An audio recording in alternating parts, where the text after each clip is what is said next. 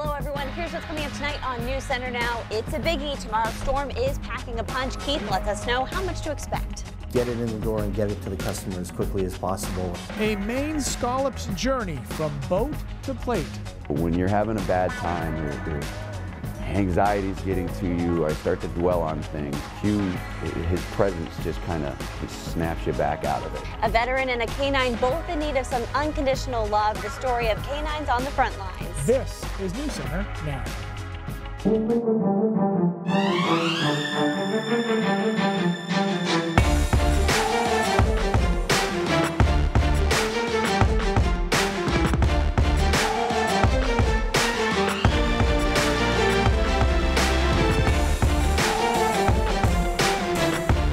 It's a whopper of a snowstorm, and it's headed our way. Hello, everyone. I'm Lindsay Mills. And I am Lee Goldberg. Let's get right to it. Keith Carson in immediately. All right, how are we feeling about either a snow day, an early release? It's all about the kids and whether or not they go to school, Keith. I think there'll be a lot of schools that cancel. By the way, I don't know about Whopper. I got to start reading those scripts before we get in there. It's going to be a good storm, though. It is a pretty good storm with quite a bit of accumulation. Let's start with where it is right now. It's a combination of this low and this area of moisture down across the Gulf of Mexico. The two will join together tonight, and we'll see a more cohesive looking radar picture late tonight, early tomorrow morning as the storm moves towards us. As that happens, of course, clouds increase. But first, tonight is fine. Relatively quiet through the overnight hours. Nothing really going on. And even for the morning commute, we're not going to have any problems as long as your commute is a little bit more typical in the timing. Here we are at 8 o'clock and really just clouds, a couple of flurries. But watch how quickly this ramps up, 10, 11 o'clock. And by noon to 1 o'clock, look how much of the state is covered by snow. And some of this will be really heavy, particularly over western and southwestern Maine. That snow shield extends itself all the way to down east by 1, 2 o'clock, and now it's ripping snow through the afternoon all the way through the early evening. This is a quick hitting storm, but it's going to accomplish a lot snowfall-wise in this short period of time. The storm is out of here by midnight for most of us, but still leaves behind, guys, a lot of snow. That's not the map I wanted to show you. The snowfall map I showed you before, 6 to 10. We'll talk more about the exact amounts and the exact timing in just a few minutes. All right, Keith, look forward to that. So there was a tsunami warning this morning, and it was a false alarm. It's launched another round of the blame game. If you have the AccuWeather app, you may have woken up to an alert warning you to prepare for an incoming tsunami. The National Weather Service in gray tweeted shortly after saying there is no tsunami threat to Maine. All right, so what happened? Well, we went out to find some answers. It may have looked like it initiated from the National Weather Service, but in reality, the National Weather Service only sent out a test message. It should not have been forwarded out as an actual alert. From the NWS station in gray, it says about a third party sent out the tsunami alert based on a routine test message, but that third party, AccuWeather, isn't going to shoulder the responsibility for this one. In a statement, AccuWeather says they were correct and the National Weather Service was wrong. AccuWeather says the NWS message had the word test in the text of the alert, but the coding of the message indicated the tsunami threat was real. And apparently 4 years ago, AccuWeather warned the National Weather Service that this coding problem was a real risk, saying the National Weather Service needed to fix the coding problem to prevent this very situation. And there are also reports that the Weather Channel sent out a tsunami warning thanks to a second false alarm. Ryan Breton will explain how that happened coming up at 5:30. So everybody asking, how does this possibly happen? Social media, obviously, where the questions are asked. Becca says she's concerned because she didn't get the message and therefore wouldn't have known if a tsunami was coming. Becca, if we had to guess, we'd say you didn't get the alert because you don't have the AccuWeather app. Bob says he got the false alarm in Houston, too. There are reports of this happening all over the country. Jen says, nice to know that a guy from Hawaii got a new job. She's probably referring to the emergency management employee who sent out the false missile alert last month. And poor Brad, he's hoping tomorrow's winter storm is a false alarm, too. Unfortunately, Brad, doesn't look like it. Okay, so the already really rough weekend got a little bit rougher for Patriots tight end Rob Gronkowski. Not only did Gronk suffer a Super Bowl loss, but when he got home, Gronkowski found that his home had been broken into. Police could be seen at Gronk's house early this morning. Officers received a call about the incident just after 6 o'clock Monday night. The chief of police in Foxborough is Bill Baker. He used to be the chief right here in Westbrook, Maine. We spoke with him this afternoon. Well, it won't be the most critical issue we deal with today, frankly, but you know, it's a very personal issue to most people that are victims of residential burglaries. You really feel violated when you know somebody's been in your home. So from that perspective, you know, it's kind of an unfortunate human interest story, and Rob makes it a bigger story than it might be otherwise, because certainly residential burglaries are pretty common. So we're taking a very deliberate look at this, and it's an active, dynamic investigation, which we hope to bring to a successful conclusion. Now, it's obviously hard for Gronk to hide the fact that he was away from home for a few days because he was at the Super Bowl. All over every TV, everywhere. Exactly. They say you can avoid making your home a target by never posting vacation plans on social media. Former burglars also say making a surveillance camera visible or keeping your home well lit will at least help keep criminals away. So kind of a, anyway. Some good advice Kind there. of a problem, and obviously feel badly for Gronk. Absolutely. All right, we are coming back with more News Center Now right after this, including Maine's fishing history. It's directly feeding its foodie future. How scallops go from boat to plate, coming up.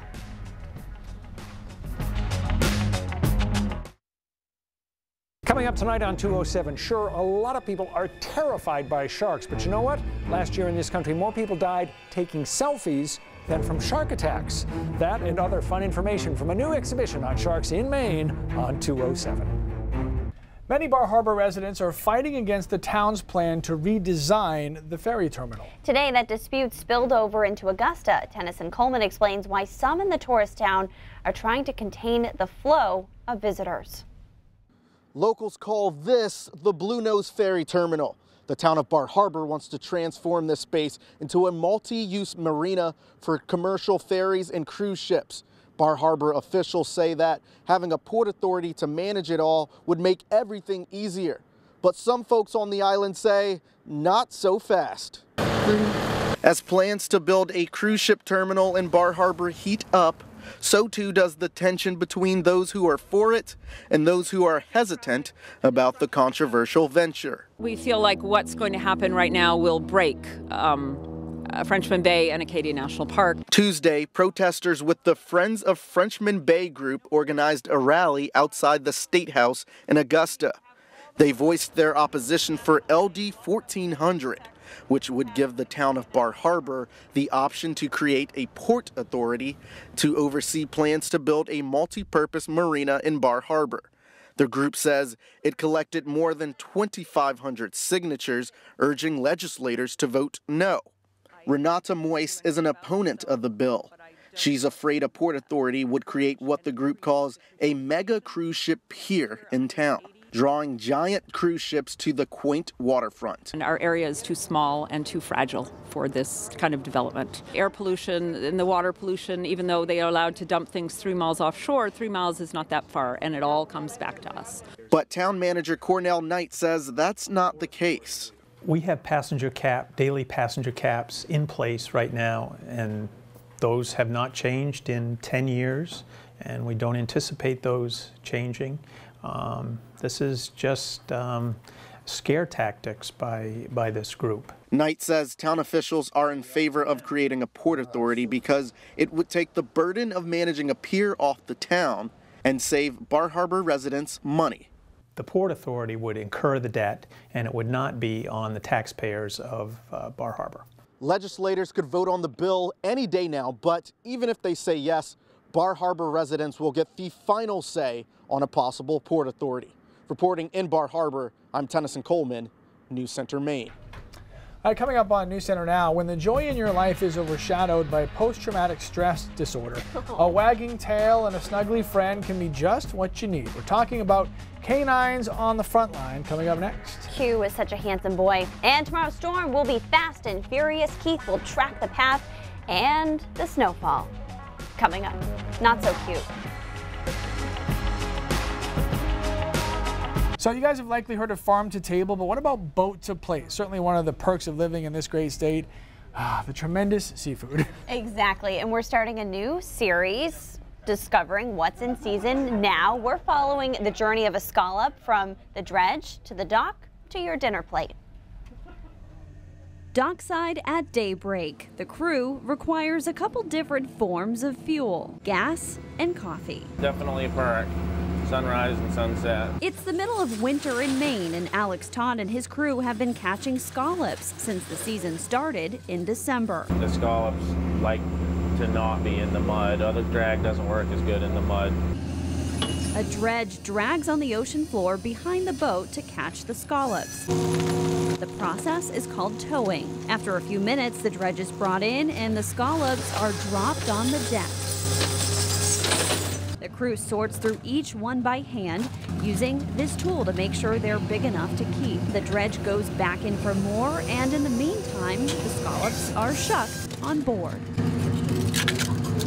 You never know, though, what else the dredge will drag in. I mean, we always would get boots and make a joke, see if there's a foot in it, but this one time there was a sock in it, and I knew that wasn't going to turn out good. We called the Coast Guard and they came and got it. Regulators have recently closed several areas to scallop fishing. It makes it harder and it groups the people together. The catch limit is 135 pounds a day, which we met just before noon.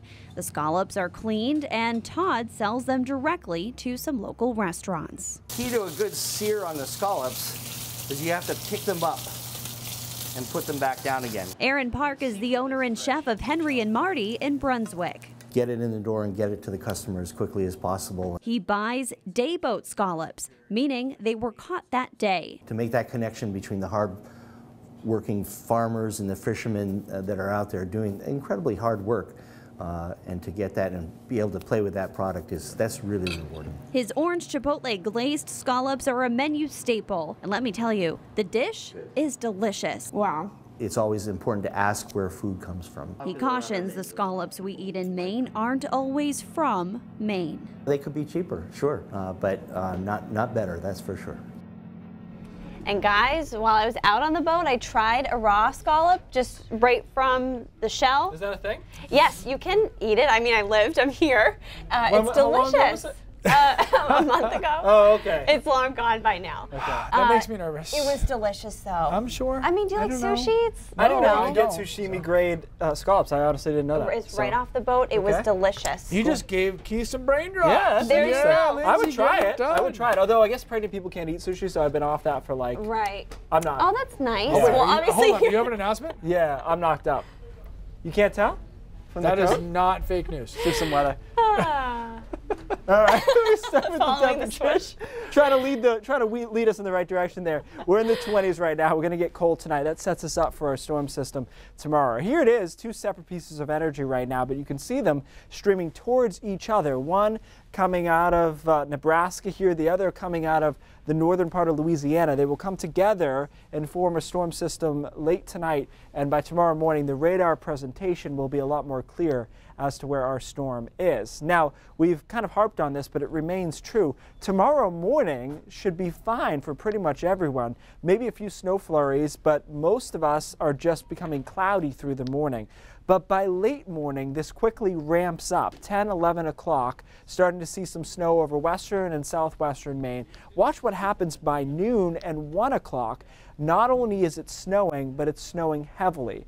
And I think that's the story or the takeaway that makes the storm a little bit different than some, is that the ramp up is going to be really fast. So if it starts snowing and you say, I got a couple hours till it gets bad, that won't be the case in this storm, as it often is with other storms. So here it is, throwing down snow, 4 or 5 o'clock, really heavy stuff, 6, 7, 8, 9, and then starting to diminish 10, 11, and into midnight. And the storm is out of here for most of us by 1 a.m. So it is about a 12-hour hit of snow, but we're going to get to some pretty good snowfall totals in that amount of time. Now, this is rainfall amounts, and the reason I'm showing you this is the amount of liquid that's going to fall in a given time period. So at 2 o'clock Wednesday afternoon, we've got a lot of 0.2s out there, right? Watch what happens by the time we get to 8 o'clock. We've got 1.2. That means we're putting down about an inch of liquid in about 6 hours. And that means about 10 inches of snow in a lot of spots in 6 hours. So the snowfall rates are going to be really high. That's why we have 6 to 10 inches along the coastline, 6 to 10 in the mountains, 10 to 12 right in the middle. The thinking here was we might ping a few sleet pellets along the coast. That might be just enough to keep us from the bullseye. But away from the coast, all snow, maybe a little deformation zone in there as well. Same deal across northern Maine, Bangor and 10 to 12, 6 to 10 in Bar Harbor, and much of down east Maine. Winds, though, aren't going to be that strong, so you don't have to worry about that aspect of the storm. At the most, the highest wind gust we have is 25 miles an hour or so in Rockland, which is kind of a normal day there. No big deal. All the wind core stays offshore. So that is a positive when you think about being outside. But I'll tell you, tomorrow afternoon, I anticipate it'll be snowing hard. The weekend looks kind of messy right now. Some light snow showers on Saturday, and then rain showers possible on Sunday. But again, we'll be outside, we'll be in this tomorrow. I think it's going to be a couple hours of really good snow, and then it'll move on out of here. All right. Quick, fast, clean it up. Get it done. All right, sir. Thank you very much. PTSD can be very debilitating, and one of the biggest challenges when it comes to that is recognizing that you even need help in the first place. That's right. There's a Maine nonprofit that's doing its part to provide some help for military veterans who find themselves struggling with the condition. It took, who I was away from me at one point, because I wasn't happy. Jeremiah Church spent almost 12 years in the Army in a rapid deployment unit. During his transition back to civilian life, Jeremiah says he suffered from severe anxiety and depression. He had trouble leaving the house.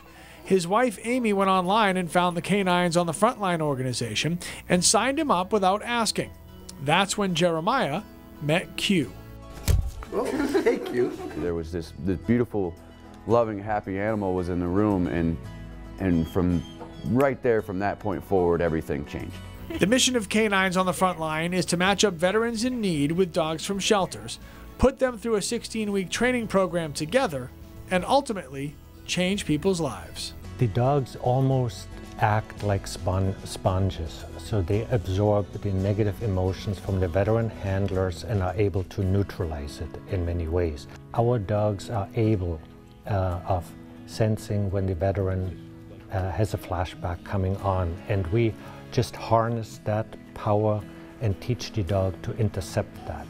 Same with nightmares. Q, his personality is very demanding, and he's very good at helping skip the record. So when you're having a bad time or anxiety's getting to you, or I start to dwell on things, Q, his presence just he snaps you back out of it, and that's life-changing. The start-to-finish cost of the process is about $3,500 per dog. There is no charge for the veteran, as all of the money for the program is fundraised. And we find that once we remind the public what veterans have done for them in a society that moves so fast to the next thing, they've jumped on and been more than willing to help. I tell her all the time, I'm like, hey, babe, and she's like, what? And I'm like, I'm happy.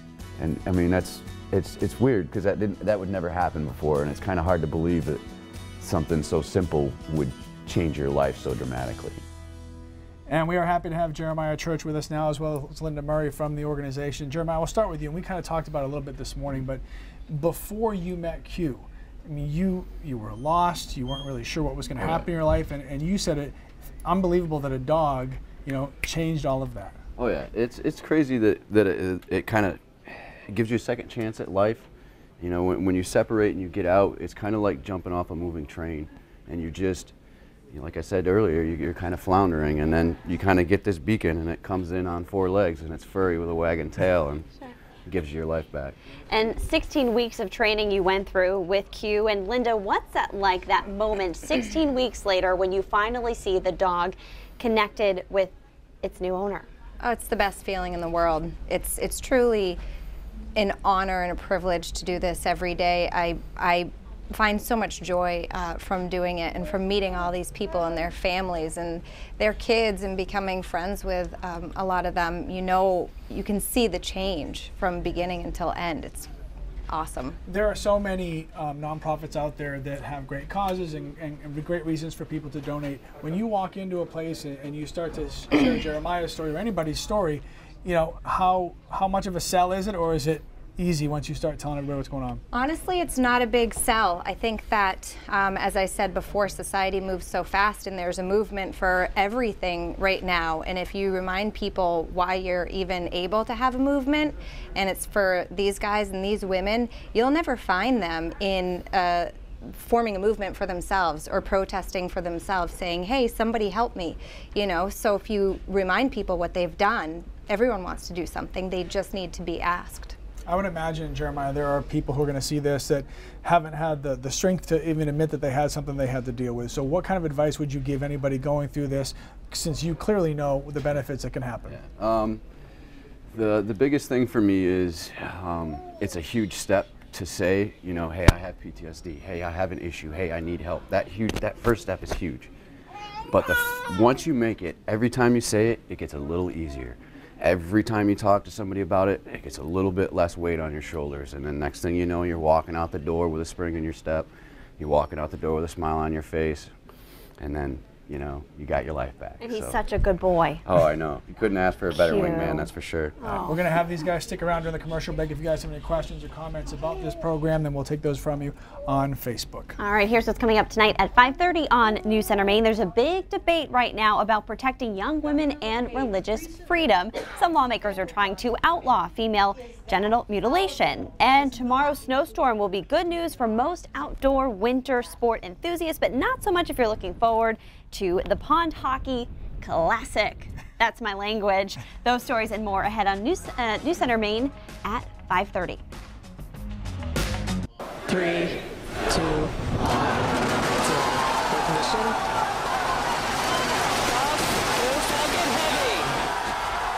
All right, I was glued to this today. SpaceX Falcon Heavy rocket launched live today around 2:30 in the afternoon.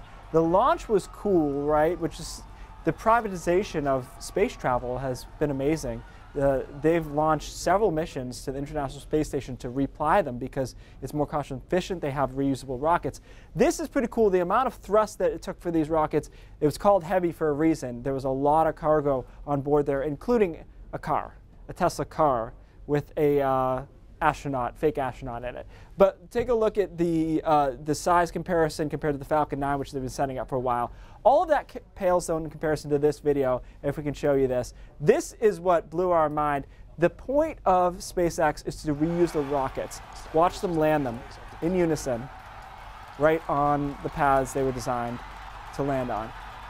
I mean, you think about the math that is necessary for that, calculating wind speed, reverse thrust.